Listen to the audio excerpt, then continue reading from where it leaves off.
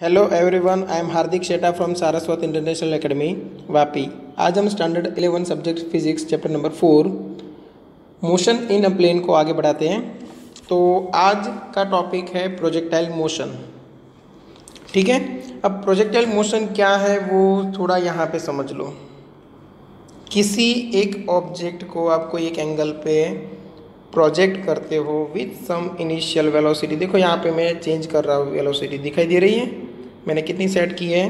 12। और कहाँ पे सेट की है? तो ये जो आपको नज़र आ रहा है ना, तोप जैसा कुछ है, उसके एग्जैक्ट नीचे देखो लिखा है इनिशियल स्पीड। ठीक है, और मैं एंगल सेट करता हूँ। चलो एंगल हम रखते हैं 60 डिग्री। ओके, और जब मैं इसको फायर करूँ तो ये जो मोशन है वो प्रोजेक्टाइल मोशन है। ये जो मोशन है उसको हम क्या बोलते हैं? Projectile motion. ठीक है, अब ये प्रोजेक्टाइल मोशन को आप स्टडी करोगे, और स्टडी में मतलब क्या क्या करना है वो समझो। तो हमें यहाँ पे ये हाइट फाइंड करनी है कि मैक्सिमम हाइट कितनी होगी, ये रेंज फाइंड करनी है कि मैक्सिमम कहाँ तक दूर जाएगा जब इतनी स्पीड है, मतलब 12 मीटर पर सेकेंड, इतना एंगल है 60 डिग्री। ठीक है, ये मैक्सिमम हाइट पे पहुंचने के लिए कितना टाइम लगेगा, उस टाइम पे क्या वेलोसिटी होगी, यहाँ पे पहुंचने के लिए क्या टाइम लगेगा, ये सब हमें फाइंड करना है। क्लियर? तो मैं आपको यहीं पे एक्सप्लेन कर देता हूँ कि कौन सी चीज़ें क्या है।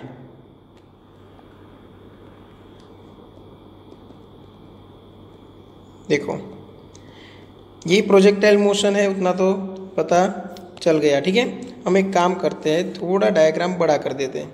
ये पूरा जो सिस्टम है उसको रीसेट कर देते हैं, और स्पीड हम थोड़ी ज़्यादा रख देते हैं। एंगल अभी भी 60 डिग्री का ही रखते हैं, और ये जो ड्रैग कोएफिशिएंट है 0 कर देते हैं। ठीक है, ये डायामीटर हम कम रखते हैं, मास थोड़ा बढ़ा देते हैं। ठीक है, चलो अभी हम फायर कर रहे हैं। ओके, कितना दूर जाके गिरा? 17.1 मीटर। अब ये जो 17.1 मीटर है वो क्या बन गई? उसकी रेंज। ठीक है, अब समझना, सबसे पहले यहाँ तक पहुँचे तो ये जो हाइट है उसको हम बोलेंगे मैक्सिमम हाइट h। यहाँ से यहाँ तक का डिस्टेंस है उसको बोलेंगे रेंज r, उसको बोलेंगे रेंज r। ठीक है, फिर यहाँ तक पहुँचने के लिए जो टाइम लगा, इतना पाथ कवर करने के लिए जो टाइम लगा उसको बोलेंगे time to reach maximum height. और ये जो पूरा प्रोजेक्शन फिनिश करने में जो टाइम लगा उसको बोला जाएगा time of flight. Time of flight. ठीक है, जिस वेलोसिटी से हमने थ्रो किया वो इनिशियल वेलोसिटी, जिस एंगल पे थ्रो किया वो इनिशियल एंगल। ठीक है, तो यहाँ पे हमारे लिए क्वेश्चन रहेगा ये h फाइंड करना, ये रेंज r फाइंड करना, time to reach maximum height, time of flight, ये सब हमें यहाँ पे फाइंड करना है। और प्रॉपर्टीज़ देख के, ऐसे ही नहीं। ठीक है, अब देखते हैं कि यहाँ पे हमें स्टडी क्या करना है।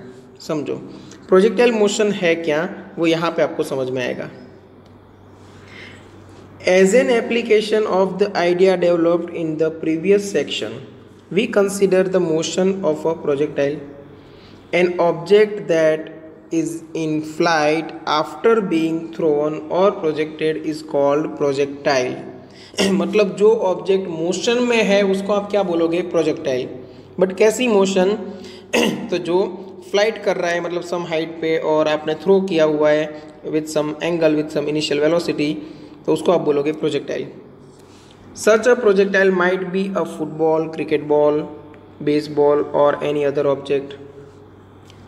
The motion of a projectile may be thought of as the result of two separate simultaneously occurring components of motion. समझना, सपोज ये प्रोजेक्टाइल मोशन है तो किसी भी पोजीशन पे वेलोसिटी है वो टेंजेंशियल डायरेक्शन में होती है, वो हमने पढ़ लिया। तो कहीं पे भी आप देखने जाओ वेलोसिटी के आपको दो कंपोनेंट नजर आएंगे, एक कंपोनेंट ये वाला, एक कंपोनेंट ये ऊपर वाला, है ना। तो एक होगा हॉरिजॉन्टल कंपोनेंट और एक होगा वर्टिकल। हॉरिजॉन्टल को सपोज हम नाम दे देते हैं x और वर्टिकल को नाम दे देते हैं y। तो ये जो Vx है ना वो यहाँ पे कांस्टेंट रहेगा, वो चेंज नहीं होगा। क्यों कांस्टेंट रहेगा? क्योंकि जो भी फोर्स लग रहा है वो डाउनवर्ड डायरेक्शन में लगता है ऑलवेज, जिसको हम बोलते हैं ग्रेविटेशनल फोर्स। मतलब एक्सेलरेशन कौन सी डायरेक्शन में रहेगा? डाउनवर्ड डायरेक्शन में। और अगर एक्सेलरेशन है वो डाउनवर्ड डायरेक्शन में है तो सिर्फ वर्टिकल कंपोनेंट्स यहाँ पे चेंज होंगे। तो आपको एक साथ ऐसे समझना है कि एक पत्थर मैंने इस तरफ फेंका था, एक पत्थर मैंने इस तरफ फेंका था।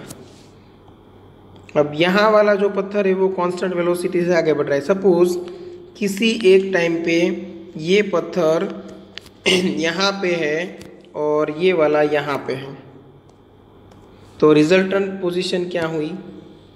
ये वाली। आफ्टर सम टाइम ये पत्थर यहाँ पे पहुँचा,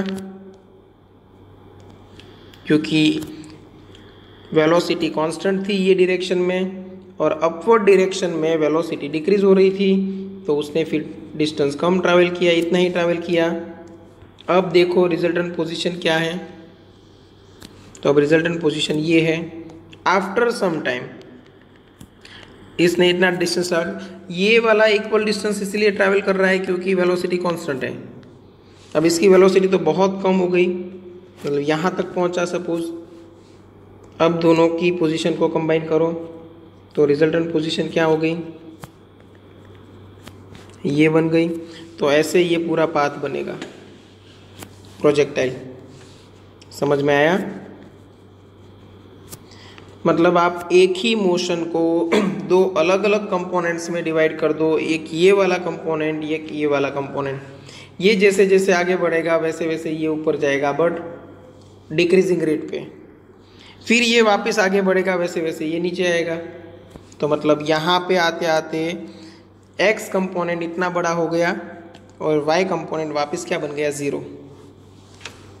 ठीक है, इतना इजी नहीं है समझने में अगर आप फर्स्ट टाइम ये पढ़ रहे हो तो। ठीक है, थोड़ा बहुत अगर समझ में ना आए तो भी टेंशन मत लेना, क्योंकि थियरी फिनिश होते होते आपको सब कुछ समझ में आ जाएगा। ठीक है, चलो।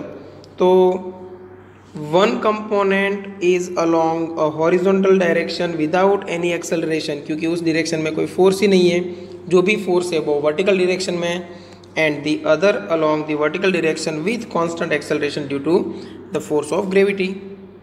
तो उसके पास एक कांस्टेंट एक्सेलरेशन रहेगा डाउनवर्ड डायरेक्शन में। It was Galileo who first stated this independency of the horizontal and the vertical components of projectile motion in his dialogue on the great world systems। ठीक है, ये बुक के अंदर उन्होंने लिखा हुआ था कि जो हॉरिजॉन्टल कंपोनेंट है और वर्टिकल कंपोनेंट है वेलोसिटी के, उन दोनों को अलग अलग आप स्टडी करके फिर रिजल्टेंट वेलोसिटी निकाल सकते हो, रिजल्टेंट पोजीशन ये सब आप चेक कर सकते हो। तो मतलब दो कंपोनेंट है, उसमें ये कंपोनेंट चेंज नहीं होगा, ये वर्टिकल कंपोनेंट चेंज होगा। कैसे, वो भी मैं यहाँ पे दिखा देता हूँ। चलो हम कंपोनेंट्स ले लेते हैं। ठीक है, अब फिर से मैं फायर कर रहा हूँ। अरे कंपोनेंट्स तो दिखा ही नहीं। चलो चेक करते हैं, वेलोसिटी के कंपोनेंट्स पहले देखते हैं। दिखा? अब हम स्लो मोशन में देखते हैं। देखो धीरे धीरे धीरे वर्टिकल कंपोनेंट डिक्रीज हुआ, 0 हुआ, वापस इंक्रीज हुआ बट डाउनवर्ड डायरेक्शन में। ठीक है, और हर एक पोजीशन पे हॉरिजॉन्टल कंपोनेंट के ऊपर ध्यान दो, कांस्टेंट है। देखो है हॉरिजॉन्टल कंपोनेंट ऑफ वेलोसिटी हर एक पोजीशन पे कांस्टेंट है।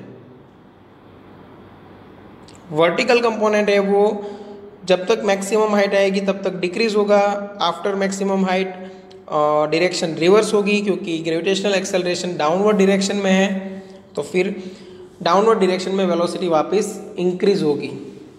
ठीक है, फिर से एक बार चेक कर लो।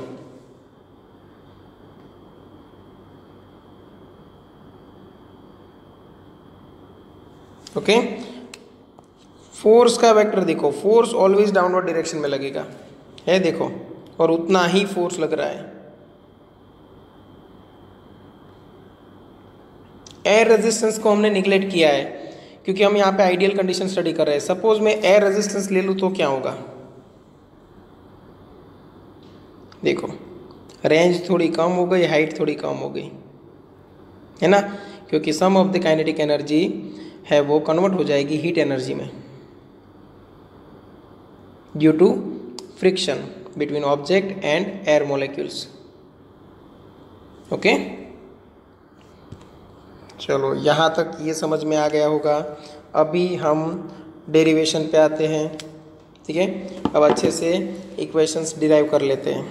चलो मैं एक यहाँ पे कोऑर्डिनेट सिस्टम ले लेता हूँ सबसे पहले।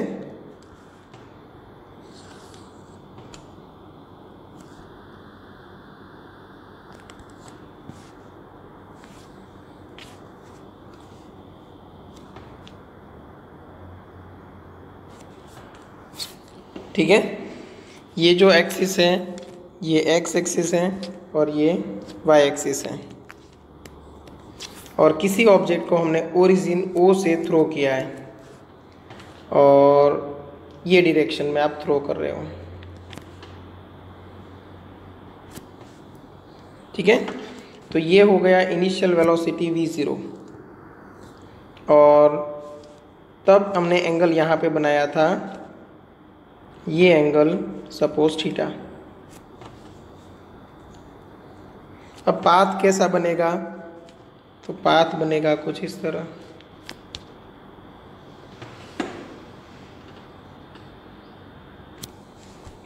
ठीक है,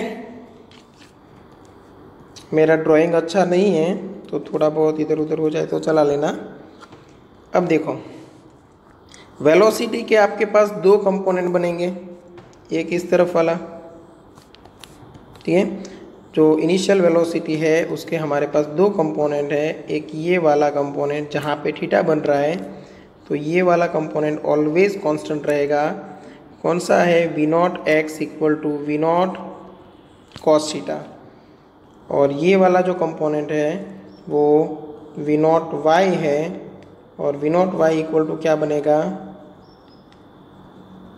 वी नॉट साइन थीटा। ठीक है, ओके, तो अभी हम डिटेल लिखते हैं। ठीक है, सबसे पहले ले लेते हैं इनिशियल वेलोसिटी।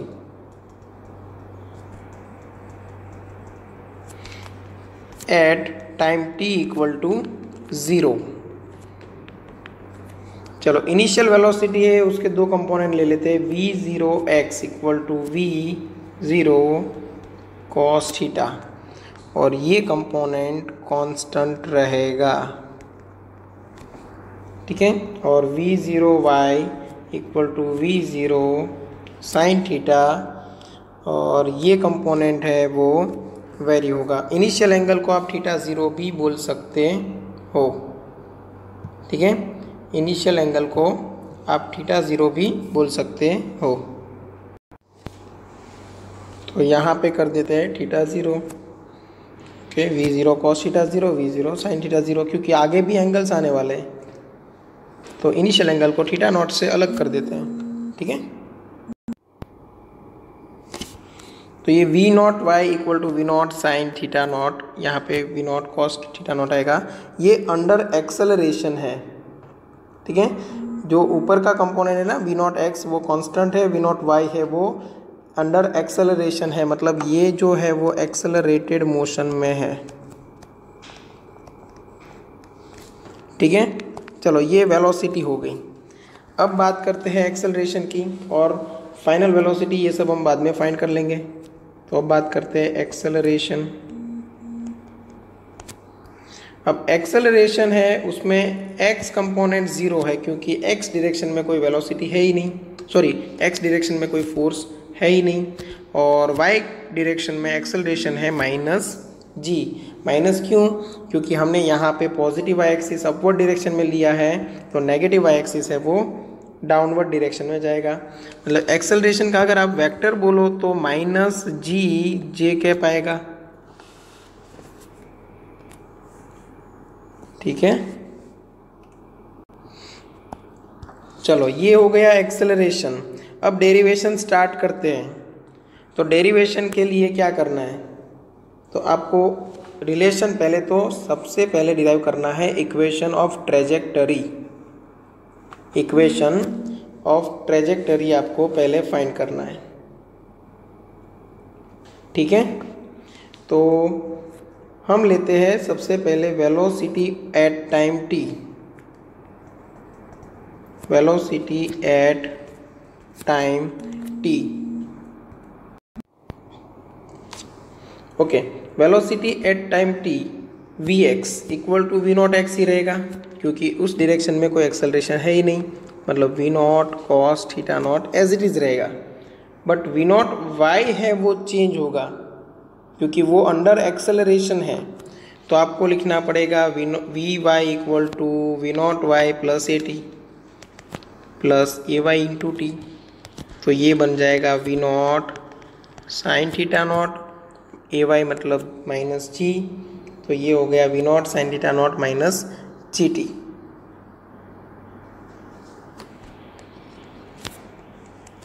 ठीक है, तो ये हो गया वी एक्स और ये हो गया वी वाई। अब हम इक्वेशंस के नाम देते जाते हैं ताकि आगे जाके कोई प्रॉब्लम ना हो। तो यहाँ पे इक्वेशन 1, ये इक्वेशन 2। अब हम लेते हैं पोजीशन। इनिशियल पोजीशन हमने 0 0 पे लिया हुआ है, ओरिजिन पे, मतलब जो पोजीशन होगी अभी वही बन जाएगा डिस्प्लेसमेंट। मतलब 0 0 से सपोज ये ऑब्जेक्ट एक्स वाई पे पहुंचा तो डिस्प्लेसमेंट क्या होगा, x minus 0 that is x। तो ये क्या बन गया, जो पोजीशन है वही क्या बन जाएगा इधर डिस्प्लेसमेंट। अब पोजीशन की बात करें, x पोजीशन क्या होगी, तो x पोजीशन फाइंड करना एकदम इजी है। क्यों? क्योंकि वो कांस्टेंट वेलोसिटी के साथ मूव हो रहा है, तो v naught x into t होगा, मतलब v naught cos theta naught into t. और y पोजीशन क्या होगी, तो वो अंडर एक्सेलरेशन है, और अंडर एक्सेलरेशन है तो फॉर्मूला वो लगेगा x equal to u t plus half a t square, आपको याद होगा।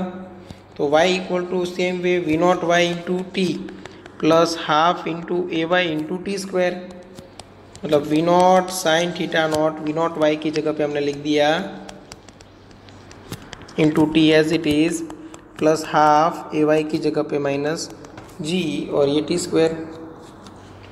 तो ये बना v naught sine theta naught into t minus half g t square.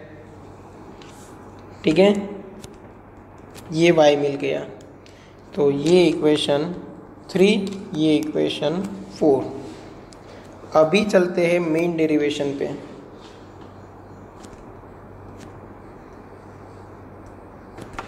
Equation of trajectory.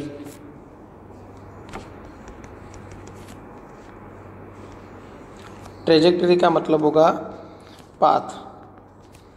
तो ये जो प्रोजेक्टाइल पार्टिकल है उसका पाथ क्या होगा वो हम यहाँ पे डिराइव कर रहे हैं। ठीक है, अब ट्रेजेक्टरी का मतलब क्या होगा कि जैसे जैसे मैं एक्स पोजीशन पे आगे बढ़ता हूँ वाई कैसे वेरी होता है, मतलब आपको रिलेशन निकालना है between x and y. Relation निकालना है बिटवीन एक्स एंड वाई। तो सिंपल है, जो आपको यहाँ पे वाई का फॉर्मूला मिला है उसमें कुछ ऐसा कर दो कि x वाला b टर्म आ जाए, तो पता चल जाए कि relation between x and y क्या है। तो मैं लिखता हूँ फ्रॉम इक्वेशन 4। पहले इक्वेशन 4 कॉपी कर लेते हैं। चलो, इक्वेशन 4 क्या मिला था, y equal to v naught sine theta naught into t minus half g t square. अब हमें यहाँ पे रिलेशन चाहिए y एंड x के बीच में, तो यहाँ पे t का तो कोई काम ही नहीं है, तो क्या करेंगे, इक्वेशन 3 से t की वैल्यू है वो इक्वेशन 4 में डाल देंगे। तो from equation 3 y equal to v naught sine theta naught, चलो t की जगह पे क्या डालेंगे, तो x divide by v naught cos theta naught. तो t की जगह पे रख दिया x divide by v naught cos theta naught minus half g as it is t square. तो यहाँ पे बनेगा x square divide by v naught square cos square theta naught. ठीक है, हेंस इक्वेशन ऑफ ट्रेजेक्ट्री बन गया v naught sine theta naught into x भी है और वी नॉट यहाँ पे कैंसिल भी हो रहा है, तो सबसे पहले कैंसिल कर देते हैं। चलो sign theta not upon cos theta not क्या बनेगा, टेन थीटा नॉट, और इसके साथ मल्टीप्लिकेशन में क्या है एक्स माइनस यहाँ पे क्या बनेगा देखो, तो g divide by 2v0 square cos square theta not, ये पूरा ब्रैकेट में रखते हैं और यहाँ पे आएगा एक्स स्क्वायर। ठीक है, तो ये बन गया इक्वेशन ऑफ ट्रेजेक्टरी, ये बन गया इक्वेशन ऑफ ट्रेजेक्टरी। ठीक है, मतलब ये इक्वेशन में अगर आपको सिर्फ और सिर्फ इनिशियल वेलोसिटी इनिशियल एंगल पता है तो आपको पता चल जाएगा x एंड y के बीच का रिलेशन। मतलब आपको x की वैल्यू सपोज 2 मीटर दी गई है तो y की वैल्यू मिल जाएगी। ठीक है, तो x की हर एक पोजीशन के लिए y की हर एक पोजीशन आपको मिल जाएगी। ठीक है, चलो अभी छोटे छोटे डेरिवेशंस हैं वो फिनिश कर लेते हैं, उसके बाद क्विक रिवीजन कर लेंगे। ठीक है, छोटे छोटे डेरिवेशंस है वो हम यहाँ पे फिनिश कर रहे हैं। तो सबसे पहले ले लेते हैं time taken to achieve maximum height.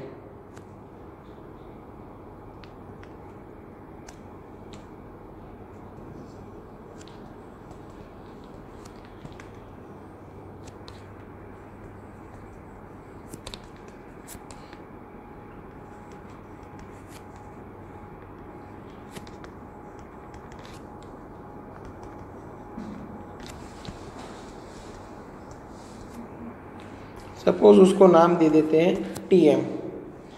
बस अभी तो आपको सिर्फ प्रॉपर्टी ढूंढ के निकालनी है। चलो मैक्सिमम हाइट पे क्या होगा, मैक्सिमम हाइट पे मतलब यहाँ पे वेलोसिटी है वो सिर्फ एक ही डायरेक्शन में रहेगी,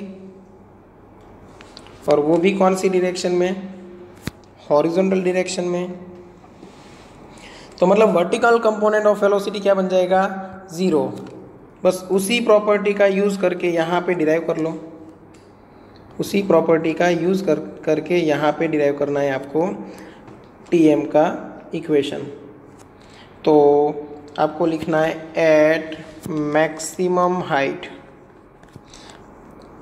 y कंपोनेंट मतलब vertical component of velocity will become 0। अब फॉर्मूला अप्लाई कर देते हैं, v y equal to v naught y plus a y into t. अब वी वाई की जगह पे रखना है 0, वी नॉट वाई की जगह पे v naught sine theta naught, और ए वाई की जगह पे माइनस जी, टी की जगह पे रख दो टी एम। तो माइनस जी टी एम को इधर लेके आते हैं तो plus g t m is equal to v naught sine theta naught. तो आपको यहाँ पे मिल गया t naught equal to v naught sine theta naught divide by g.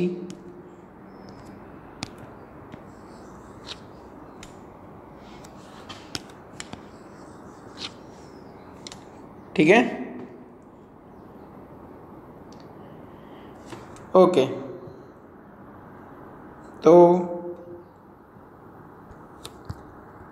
ये time taken to achieve maximum height हमें मिल गया। अब सेकेंड फॉर्मूला डिराइव करते हैं, टाइम ऑफ फ्लाइट। ठीक है, टाइम ऑफ फ्लाइट भी कुछ इसी तरह हमें डिराइव करना है कि किसी एक प्रॉपर्टी का यूज़ करना है। चलो तो स्टार्ट करते हैं। टाइम ऑफ फ्लाइट,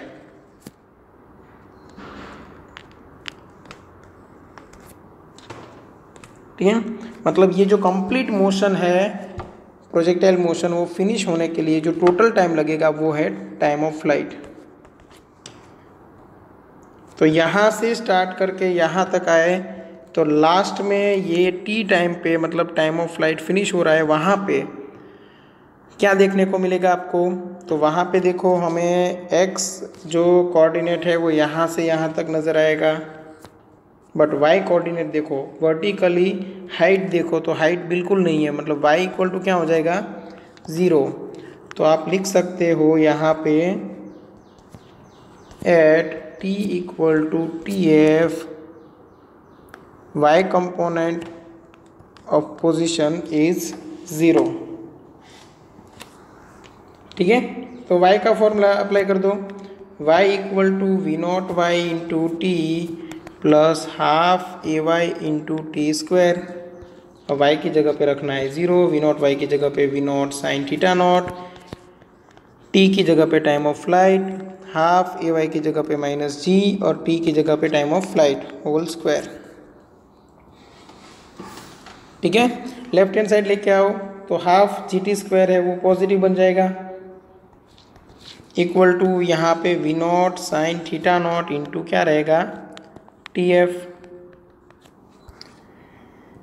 एक एक टी एफ कैंसिल हो रहा है, देखो इस तरफ स्क्वायर था तो एक टी एफ बच गया, तो टी एफ इक्वल टू आपको मिलेगा 2 v naught sine theta naught divide by जी।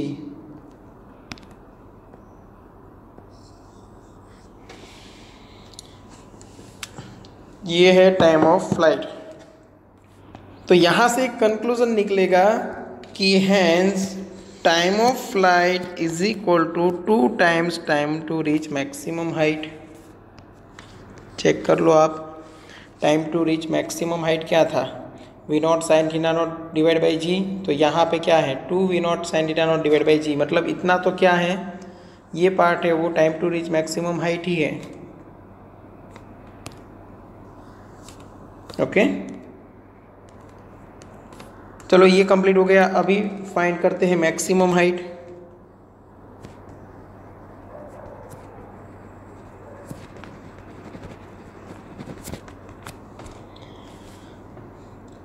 अब मैक्सिमम हाइट पे कौन सी प्रॉपर्टी आप यूज़ कर सकते हो? तो मैक्सिमम हाइट पे वेलोसिटी का y कंपोनेंट बनता है 0, है ना। तो आप ऐसे लिख सकते हो,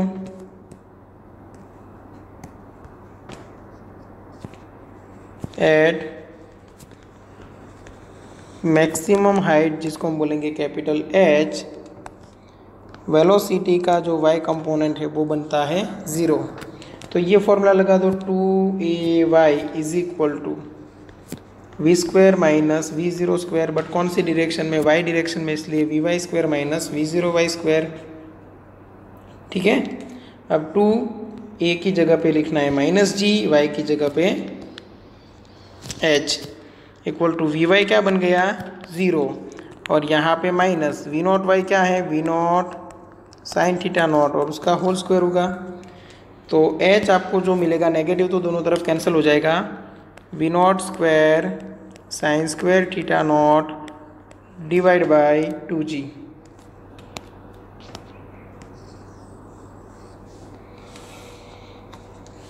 तो ये भी याद रखना है मैक्सिमम हाइट के लिए फॉर्मूला, ठीक है। अब बात करते हैं रेंज ऑफ अ प्रोजेक्टाइल।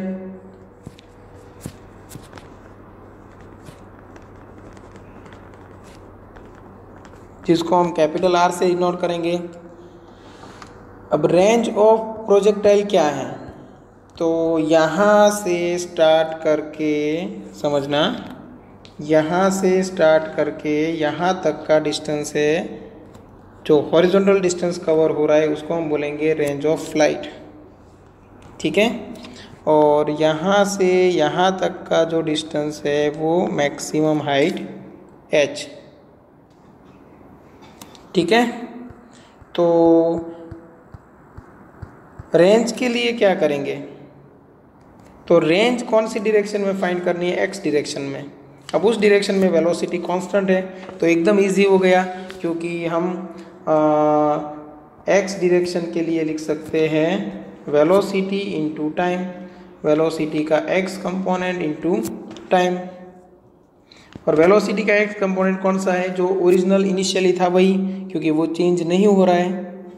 ठीक है, अब x की जगह पे मैं लिख दूँ r, तो ये vx की जगह पे तो मुझे पता है कि v naught cos theta naught आएगा, और t की जगह पे आ जाएगा टाइम ऑफ फ्लाइट। t की जगह पे टाइम ऑफ फ्लाइट क्यों आया, क्योंकि पूरा जो ये प्रोजेक्टाइल पार्टिकल है वो यहाँ से यहाँ तक पहुँचेगा, तब उसका जो ये कंपोनेंट है वो v नॉट एक्स से ट्रैवल कर रहा है, और कितनी देर तक ट्रैवल करेगा, जब तक वो पूरी मोशन फिनिश ना कर ले। पूरी मोशन फिनिश करने के लिए कितना टाइम लगता है, टाइम ऑफ फ्लाइट जितना। मतलब x डायरेक्शन में इतनी वेलोसिटी से इतने टाइम में जो डिस्टेंस कवर होगा उसको हम बोलेंगे रेंज। ठीक है, चलो, तो यहाँ पे v naught cos theta naught as it is time of flight का formula 2v naught sine theta naught divide by g, ये हमने डिराइव किया हुआ था। कहाँ पे है ये, 2v naught sine theta naught divide by g। तो v naught into v naught मतलब ये क्या बन गया, v नॉट स्क्वायर। ओके, और इन ब्रैकेट क्या बचेगा, 2 sine theta naught cos theta naught divide by g. तो ये बना v naught square sine 2 theta naught, क्योंकि साइन 2 थीटा का फॉर्मूला है, याद भी रखना है आपको, अगर आपको याद नहीं है तो याद रखना है। साइन 2 थीटा का फॉर्मूला बनेगा 2 sine theta into cos theta. ठीक है, तो यहाँ पे 2 sine theta into cos theta already था, इसलिए हमने लिख दिया साइन 2 थीटा। ये रेंज का फॉर्मूला है।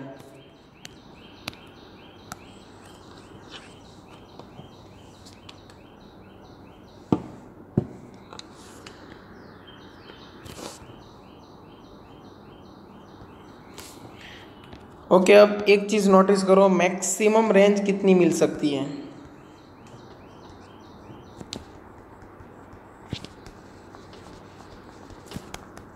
For range to be maximum मतलब हमें आर मैक्स फाइंड करना है। आपके पास जो कैपेसिटी है इनिशियल वेलोसिटी प्रोवाइड करने की वो एज इट इज़ है, वेलोसिटी एज इट इज़ है divide by g as it is है। तो फिर हमें चेंज क्या करना पड़ेगा, एंगल, क्योंकि आपने भी नोटिस किया होगा कि अलग अलग एंगल पे अगर कोई पत्थर को आप प्रोजेक्ट करो तो कोई एक स्पेसिफिक एंगल मिलेगा जहाँ पे वो पत्थर है वो मैक्सिमम दूर जाएगा। तो आर अगर मैक्सिमम होना चाहिए, होना ज़रूरी है, तो ये जो साइन 2 थीटा दिख रहा है आपको वो भी मैक्सिमम होना चाहिए, और साइन की मैक्सिमम वैल्यू क्या होती है 1। हैंस 2 थीटा इक्वल टू क्या होना चाहिए, तो 90 डिग्री। तो थीटा इक्वल टू क्या होना चाहिए 45 डिग्री। 45 डिग्री पे रेंज आपको मैक्सिमम मिलती है, और वो रेंज कितनी मिलती है, तो आर मैक्स इक्वल टू यहाँ पे साइन 2 थीटा क्या बना दोगे आप 1, तो v naught square divide by g.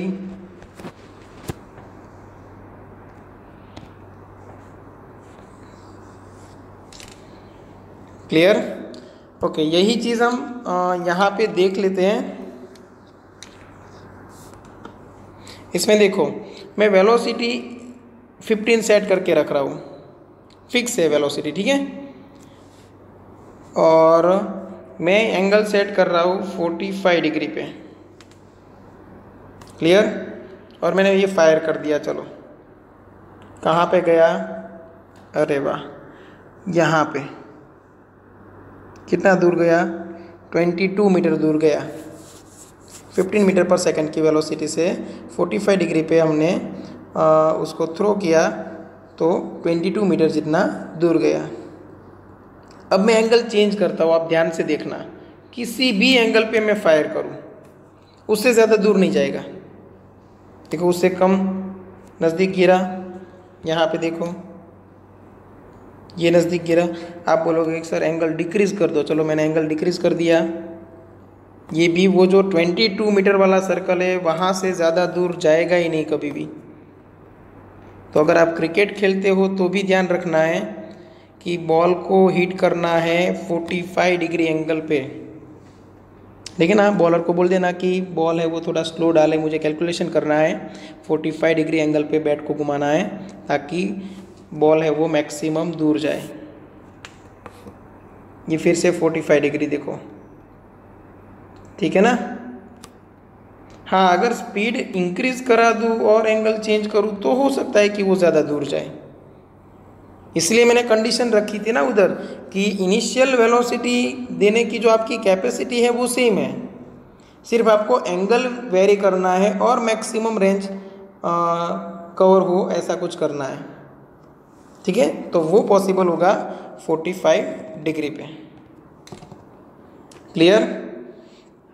तो यहाँ पे प्रोजेक्टाइल मोशन फिनिश हुआ, ठीक है, और बाकी न्यूमेरिकल्स ये सब बाकी है, ठीक है। फिर आपके एक एग्जाम्पल में गैलीलियोस लॉ है, वो चलो ना हम बाद में हम एक जब न्यूमेरिकल देखेंगे तभी उसका एनिमेशन भी देख लेंगे। ओके, यहाँ पे ये थियरी में अगर कहीं पे डाउट है तो कांटेक्ट कर लेना। और ये मोस्ट इम्पोर्टेंट थियरी है जेई नीट बोर्ड सबके लिए, ठीक है, स्कूल के एग्ज़ाम सबके लिए मोस्ट इम्पोर्टेंट थियरी है। तो एक दो बार रिवाइज कर लेना। ऐसा लगे कि यहाँ पे सपोज समझ में नहीं आया तो ये वीडियो है वो 2 बार देख लेना, ठीक है। और साथ साथ नोट्स बनाते जाओ ताकि डेरिवेशन है वो आपका एकदम परफेक्ट बना रहे। कोई डाउट है तो कांटेक्ट कर लेना। Okay, thank you.